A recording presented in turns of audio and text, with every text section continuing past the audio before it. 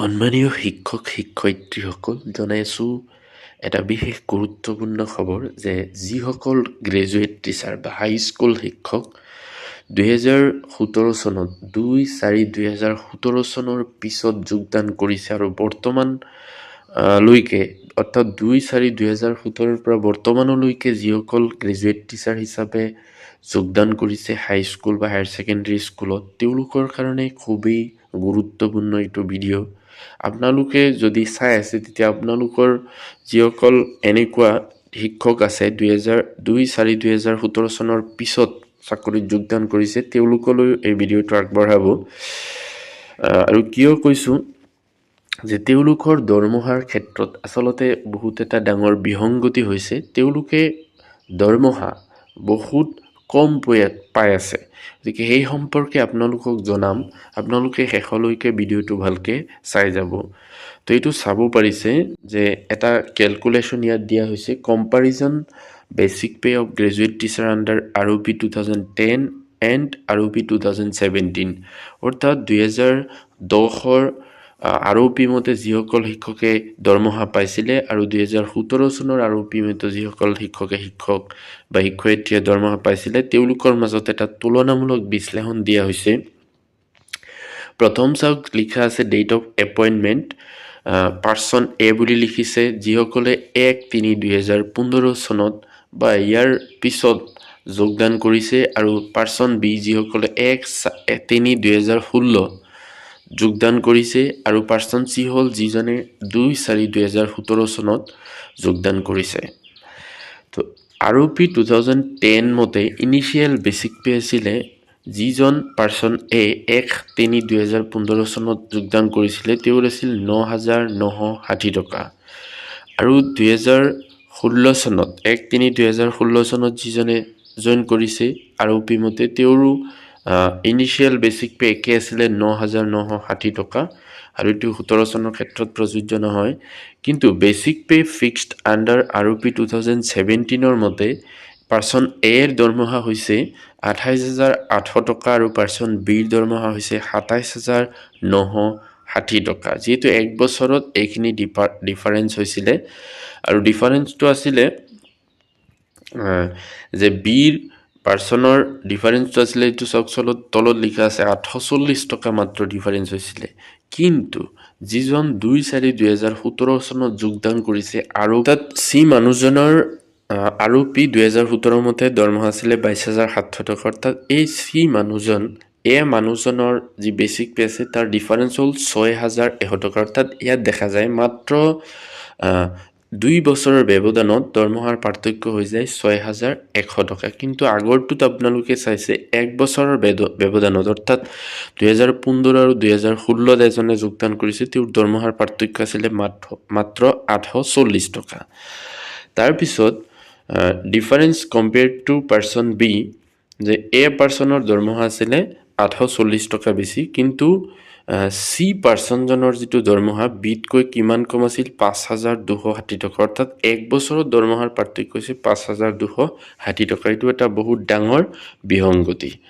তাৰপিছত আৰু কি লিখিছে চাওঁ, যে comparison basic pay of graduate teacher ROP 2010 and 2017, ইয়াৰ বেচিক 2016 চনত basic a person basic pay আছিলে 28,800 টকা, আৰু পাৰ্চন বিৰ বেচিক পে আছিলে 27,960 টকা।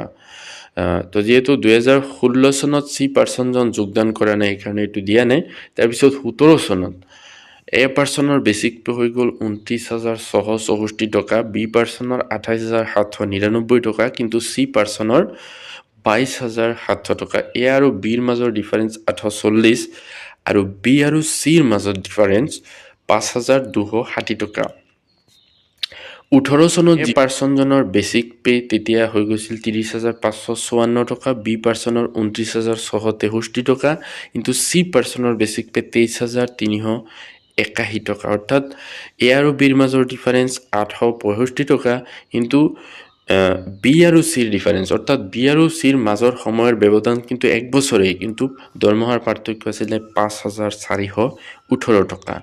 তাৰপিছত 19 চনত এ পাৰ্চনৰ বেচিক পে হৈ গ'ল 31,471 টকা, কিন্তু বি পাৰ্চনৰ 30,553 টকা আৰু চি পাৰ্চনৰ 24,082 টকা। অৰ্থাৎ এ আৰু বিৰ ডিফাৰেঞ্চ 891 টকা, কিন্তু বি আৰু চিৰ ডিফাৰেঞ্চ 5,580 টকা।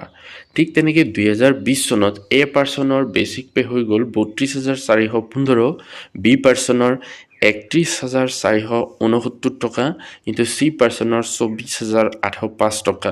এ আৰু বিৰ ডিফাৰেঞ্চ হৈ গ'ল 918 টকা, কিন্তু বি আৰু চিৰ 5,748 টকা।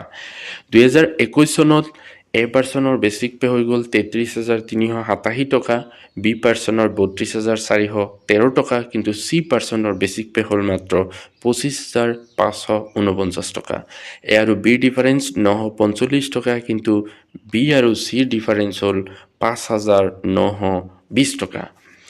2022 চনত এ পাৰ্চনৰ বেচিক পে হৈ গ'ল 34,389 টকা, বি পাৰ্চনৰ 33,386 টকা, কিন্তু চি পাৰ্চনৰ 26,316 টকা।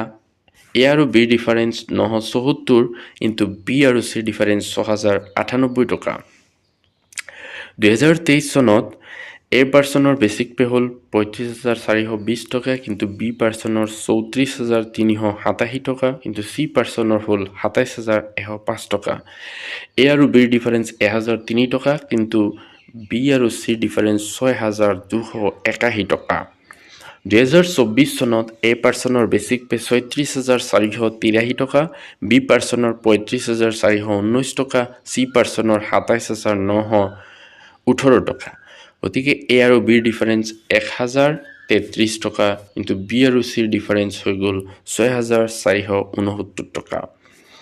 2025 চনত এ পাৰ্চনৰ বেচিক পে 37,577 টকা, বি পাৰ্চনৰ 36,481 টকা, চি পাৰ্চনৰ 28,756 টকা আৰু এ আৰু বিৰ ডিফাৰেঞ্চ 1,064 টকা, কিন্তু বি আৰু চিৰ ডিফাৰেঞ্চ 6,663 টকা। তো আপোনালোকে নিশ্চয় দেখা পাইছে যে 1 বছৰৰ ব্যৱধানত এ আৰু বিৰ মাজৰ ডিফাৰেঞ্চ 25 চনলৈকে আছিলে 1,064 টকা, কিন্তু 1 বছৰৰ ব্যৱধানে বি আৰু চিৰ মাজত, অৰ্থাৎ আৰপি 17 মতে যিসকলে নতুন জইন কৰিছে তেওঁলোকৰ যিটো দৰমহাৰ পাৰ্থক্য এইটো হৈ গৈছিল 6,663 টকা।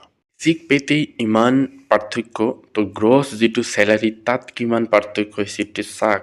2025 চনলৈকে পাৰ্চন এৰ গ্ৰছ পে হৈ গৈছে 62,902 টকা, বি পাৰ্চনৰ গ্ৰছ পে হৈ গৈছে 61,093 টকা, কিন্তু পাৰ্চন চিৰ গ্ৰছ পে হ'ল 48,348 টকা।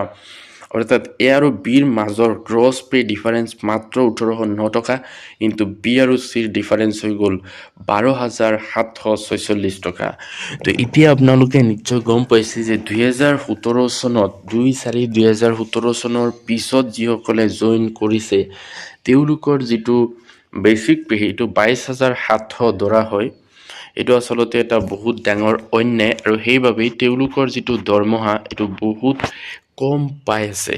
ইয়াতকে আৰু বহুত বেছি আচলতে দৰমহা পাব লাগিছিল, কমেও 5-6 হাজাৰ টকা বা গ্ৰছ পেত এনেকুৱা 8-10 হাজাৰ টকা বৃদ্ধি পালে হয়, কিন্তু সেইখিনি গ্ৰেজুৱেট টিচাৰসকলে পোৱা নাই। তো এই অন্যায়ৰ কাৰণে গ্ৰেজুৱেট টিচাৰসকলে কি কৰিছে, এটা এনেকুৱা সংস্থা বা মঞ্চ খুলিছে আৰু এই মঞ্চত শিক্ষক শিক্ষয়িত্ৰীসকলে আচলতে চৰকাৰলৈ দাবী জনাই আছে। গতিকে সকলো শিক্ষক শিক্ষয়িত্ৰী যদি আগবাঢ়ি আহে তেতিয়াহ'লে হয়তো আপোনালোকৰ যিটো সমস্যা, এই যিটো দৰমহাৰ বিসংগতি, এইটো নতুন যিটো 8 পে কমিশ্যন হ'ব সেইখিনিত যদি এইখিনি ভালকৈ চালি জাৰি চায়, অৰ্থাৎ এই 2016 চনত যিসকলে জইন কৰিছে তেওঁলোকৰ মতে যদি হেৰি কৰিব যায় তেতিয়া দৰমহা যথেষ্ট বৃদ্ধি পাব 8 পে কমিশ্যনত। গতিকে সকলো কৰ্মচাৰীয়ে এইটো হেৰিত যোগদান কৰক আৰু তেওঁলোকক সহযোগ কৰক, তেতিয়া নিশ্চয় আপোনালোকৰ সমস্যা সমাধান হ'ব আৰু আপোনালোকৰ দৰমহা যথেষ্ট পৰিমাণে বৃদ্ধি পাব।